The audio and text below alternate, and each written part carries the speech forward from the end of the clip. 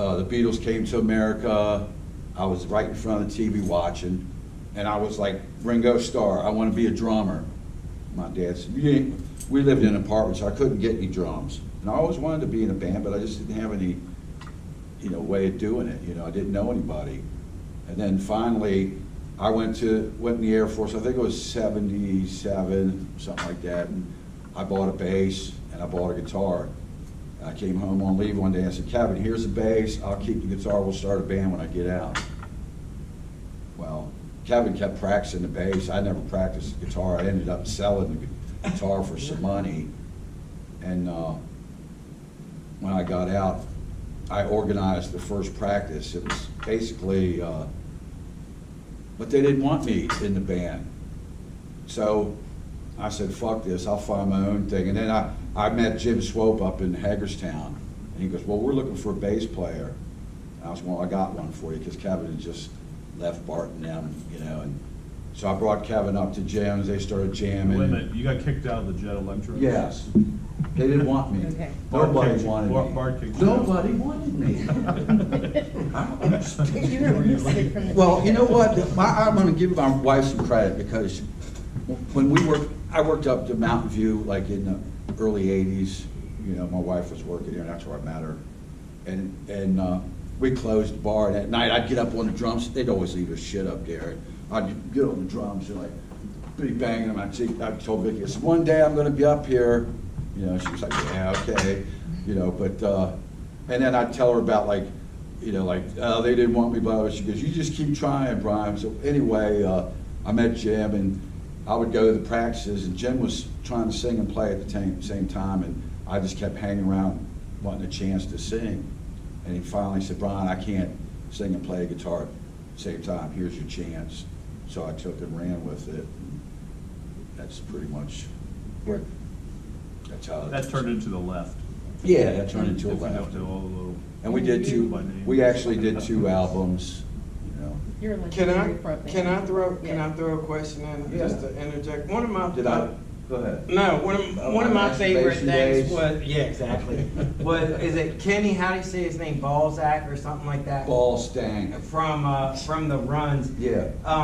One of his comments in one of the posts was one of his favorite lines of you from one of the shows was, we don't do that song in this band.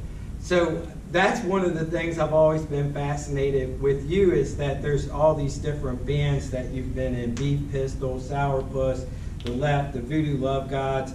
How do you differentiate the sound?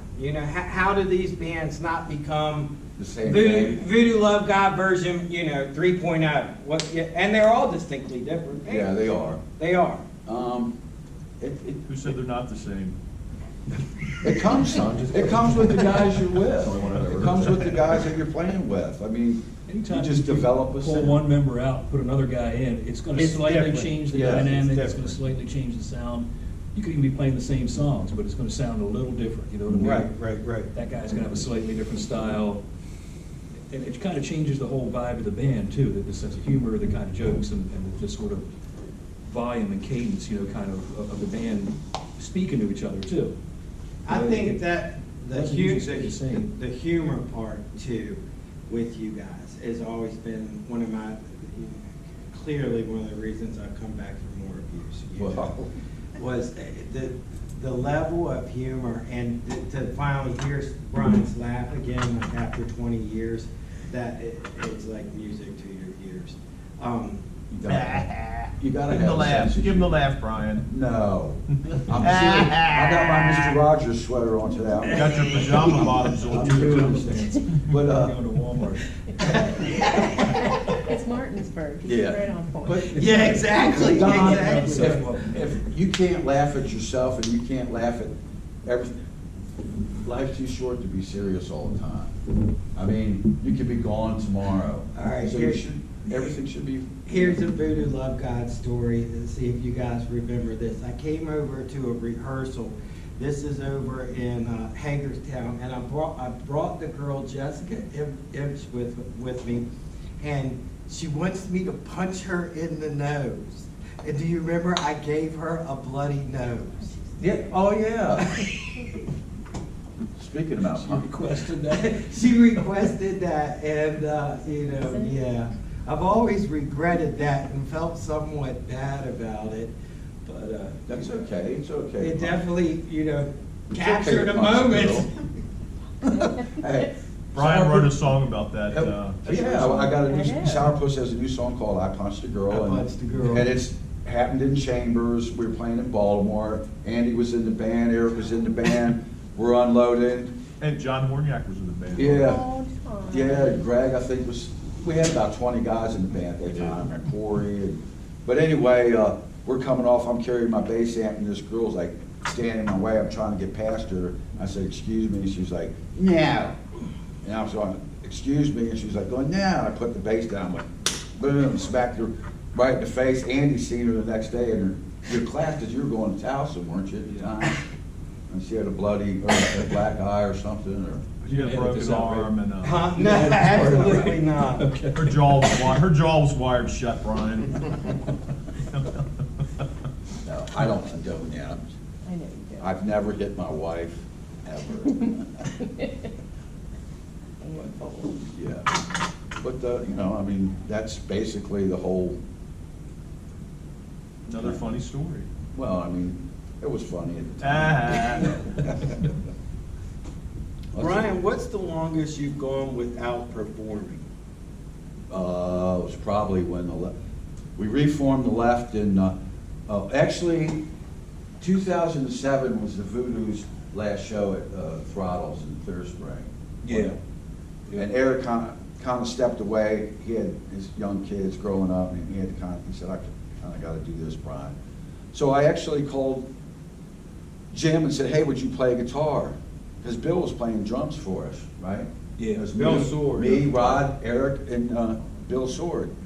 And I think I asked you, I think you were busy, I think you were jamming with somebody else or something. I was taking a break. Yeah.